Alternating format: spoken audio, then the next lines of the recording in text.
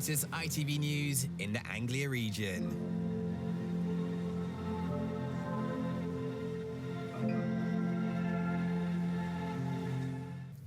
Next tonight, the food bank in Northampton moving to bigger premises to cope with the increase in demand for its support.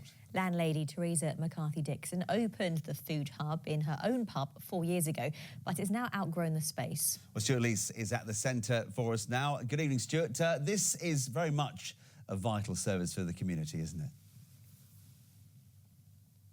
Yes, I first met Teresa 4 years ago, and I think it's fair to say she never expected to still be running a food bank, let alone moving it into these much larger premises. But it's an indication of the need that is still out there for this kind of support. And I've been looking back to where it all started. It all started at the Swan and Helmet pub in 2020, when landlady Teresa McCarthy-Dixon decided to open a food bank supporting families in Northampton during the COVID pandemic. I just felt it was something that, was a service to give back to the community.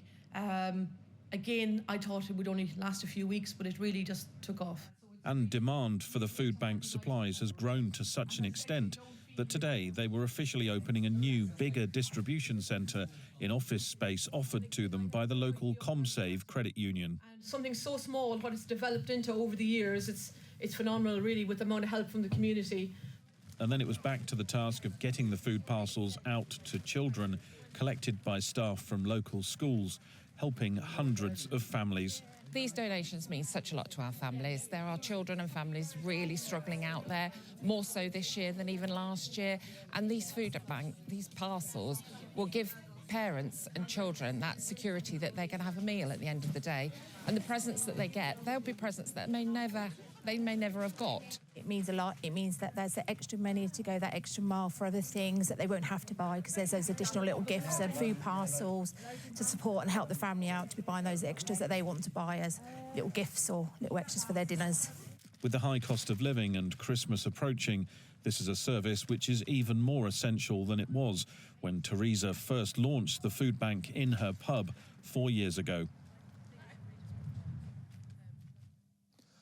I can speak to Teresa now. Teresa, just tell me a little bit more about why you've continued to run this and expand it. Well, during COVID, we initially started as a food bank to support people directly affected with COVID. We honestly could not believe what we were witnessing, whether it was poverty, hardship or social isolation within the community. The amount of people that were struggling, and we just felt we wanted to bridge those gaps and we couldn't walk away from them. We've expanded into this new food bank because demand is continuously rising, whether it's due to the cost of living or many families making the really difficult decisions. And the need is outgoing.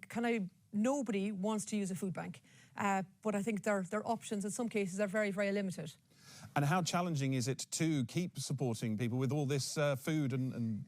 It's enormous tasks, for the fact of the rising cost of food on a weekly, daily basis is constantly challenging, but we're really fortunate to have good companies who sponsor us, a good community that volunteer and give back to their community. So we could not provide what we do unless the community get behind us, and that's where we're really lucky.